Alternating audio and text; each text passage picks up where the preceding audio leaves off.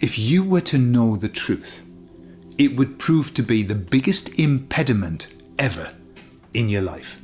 Hello, men, women, boys and girls, you beautiful people. How are you doing? Today, I am talking about the truth, the whole truth, and nothing but the truth. So help me God. And why it is that we have absolutely no ability to know what that is. I'll tell you all about it on the other side.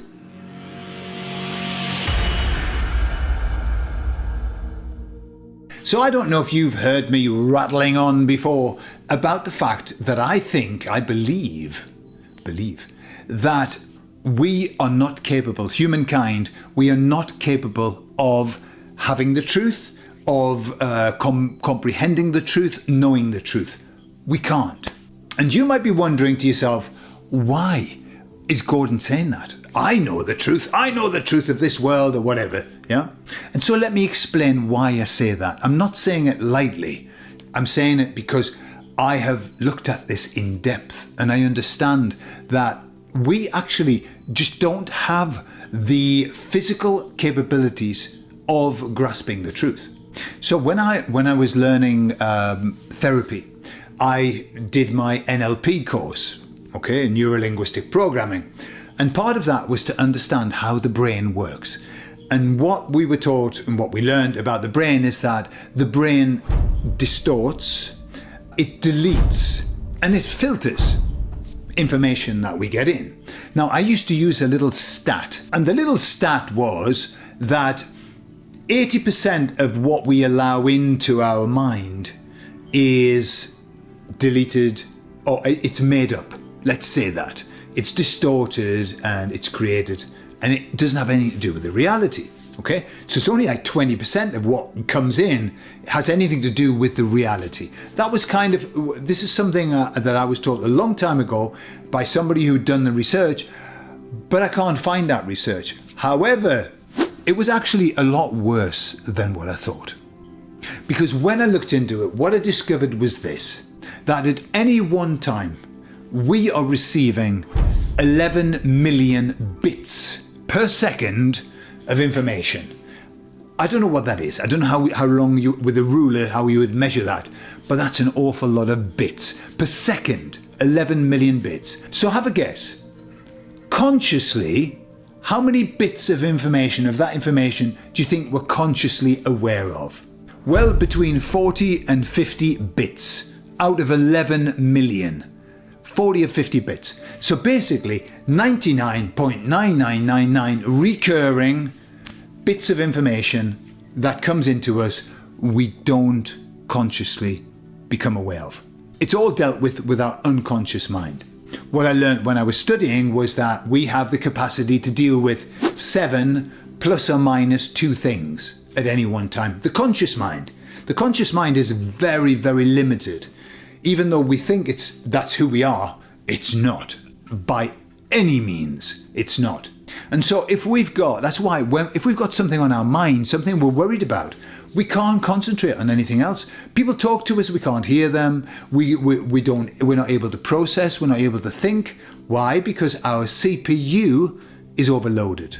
And when it gets overloaded, all of those millions of bits of information have to go into the unconscious mind. So already we're on a bit of a loser. When we want to say, no, I'm conscious of everything that's happening around me.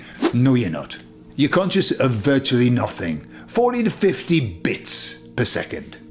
Add to that, right, if that weren't bad enough, add to that we have so many different filters that are constantly at work. Why? The mind knows that it's got 11 million bits of information per second, and it has to decide how many it wants to give us. Like, how many can we cope with? Out of that 11 million, which 40 to 50 bits am I going to give this person? To do that, it's got to filter, it's got to choose, just give you really what it is that it thinks is the most important. And so we've got this attention filter. The attention filter, for anybody who's seen that great test that they did where they said you had to, all these people were bouncing basketballs or passing a basketball, and you had to count how many times they passed the basketball. That was the job. So you stand there going 1, 2, 3. Meanwhile, a gorilla runs in, a man dressed as a gorilla, runs in, stands there and runs out. And at the end, most people haven't seen the gorilla. But they know how many times the ball's bounced. This is called our attention filter. So what happens is what we're attending to, as we attend to that, everything else has to disappear. We haven't got enough CPU to see it. Then we've got our belief filter, which is cognitive bias, which is I'll see it when I believe it. That's it. Not I believe it when I see it. I see it when I believe it. And so we will see things that we believe because we've got such limited perspective. They've found that our memory, when we remember things, we're not remembering it. We are reconstructing the memory in our mind. How many times have you had a memory of something and somebody else has had a memory of the same thing and they're different? And that's just because we reconstruct it. And then add to that our visible field, the visible light. Do you know how much of visible light we perceive? How much we perceive out of what's there? 1%. Sounds a bit like the bits of information as well. Yeah, this tiny little bit that we perceive whilst all of this other stuff's going on around us. So basically, we're fucked. When it comes to perceiving, right? And maybe we believe ourselves to be very perceptive people. And maybe we are. But within a range, remember that when you focus on something, everything else falls away. And so it makes it very difficult to say, hang on, I know what's going on. I know what the truth is. And in today's world, come on, nobody knows what's going on. I honestly don't think anybody really knows. Lots of people think that they know. Lots of people say that they know. But based on our capacity for knowing the truth, nobody knows. And the only reason that I make mention of this, the only what's important for us, it doesn't matter. All right, so we don't know the truth. And of what benefit is that? Well, the benefit is that when you know that you don't know, when you know that you have not got capacity to understand truth, it's a get out of jail card. It's the biggest relief ever. Because if you know that you don't know, you don't have to work so hard to know. You don't have to stress about knowing, and you can relax a little bit. And not only that, how many people do terrible things because of their beliefs? How many people do god-awful things to others because of their beliefs? If you actually could just keep in your mind, hang on a minute, my beliefs are not based on truth at all. They're just my beliefs based on the very limited information that comes to me. Then nobody would be willing to do an act of horribleness to somebody based on their beliefs. They go, why would I do that? I don't even know if they're true. And that's why I say it's important to understand that. And then I put to the emissaries about the truth, the truth and understanding the truth. And this is exactly what they said to me. They said, because I said, I want to know about the truth, the whole truth, and nothing but the truth. Why is that such a problem? And they said to me, you know something, Gordon, the truth, the whole truth, and nothing but the truth is highly overrated. And I said to them, what does that even mean? It's highly overrated. They said, if you were to know the truth, it would prove to be the biggest impediment ever in your life. They said it would be the biggest source of frustration for you living here in this realm, looking around, watching people doing things based on beliefs, and you understanding that all of those beliefs were absolute poppycock. They said it would be a source of massive frustration for you, knowing and watching people doing the most ridiculous things based on their beliefs. And I tend to agree with them. In fact, I agree with them wholeheartedly. I'm going to tell you the story, I don't know if you've heard this before, about the man that walks along the street and he sees a new shop open and the sign on the shop says, the shop of the whole truth. The man went, wow, I haven't seen that shop before. I'm going to go in and I'm going to see what they've got. So he walks in and there's this one man on his own behind the counter. And he walks up to him and he says, hey, I've seen that you've just opened this shop. Can you tell me a little bit about the truth that you sell? And the man said, yes, I can. Of course, I'd be very happy to do that. We have 3 truths that we sell here. He said, we have the partial truth, we have the medium truth, and then we have the whole truth and nothing but the truth.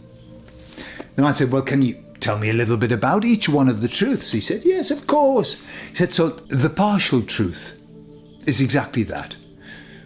You get some truth and it will certainly change your life, the way that you perceive things.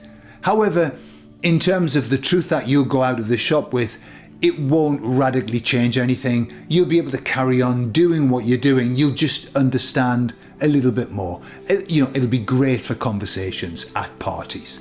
And the customer said, well, it didn't sound that great, really. What about the medium truth? The man said, well, the medium truth is a little bit stronger. When you get the medium truth, you're going to have to make some changes in your life. Some of the things that you've been doing, you will have to stop doing. You won't be able to justify the doing of it. You may have to change your job. You may have to change your relationships. It's going to be tough. However, you can manage and it will make you into a better person, but it's going to be tough. The man went, okay, all right, well, fair enough. But what about the whole truth? And the man said, if you walk out of the shop with the whole truth and nothing but the truth, you will never be able to rest again. You will never be able to lay your head down and rest. Your life will completely change. Everything that you ever believed will disappear and you'll be alone and you'll feel very lonely, but you will have the whole truth. The man kind of thought about it and he said, I don't know, that sounds a bit heavy to me. I didn't realize the truth was going to be so dramatic.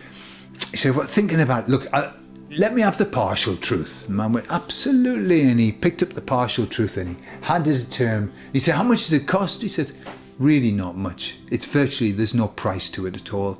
You can take it as a gift. The man put the partial truth and he went, whoa, fantastic. And he walked out and off he went on to live his life as he'd done before, leaving behind the shopkeeper who smiled to himself and looked at the shelves, and he saw that the partial truth shelf was nearly empty. He'd sold nearly all of them. The medium truth, well, there was a couple that had been sold, but the shelf with the whole truth was still untouched. And I think personally, best to leave it there. Don't touch that. Not until we get to a place where we're ready to know what that is, because I think that could probably spoil our day a little bit. I love you all. Tell me what you think. Do you think I'm right or wrong about talking about the truth and saying that we're not able to understand it? But that doesn't mean that we don't know, There's things that we don't know, but there are certain things that we know. What are the certain things that you know? That you just know? You don't need to have more than your 50 bytes of information per second to know. This is something that I know. I'd be interested to know in the comments. I love you all and I'll speak to you all later. Bye-bye.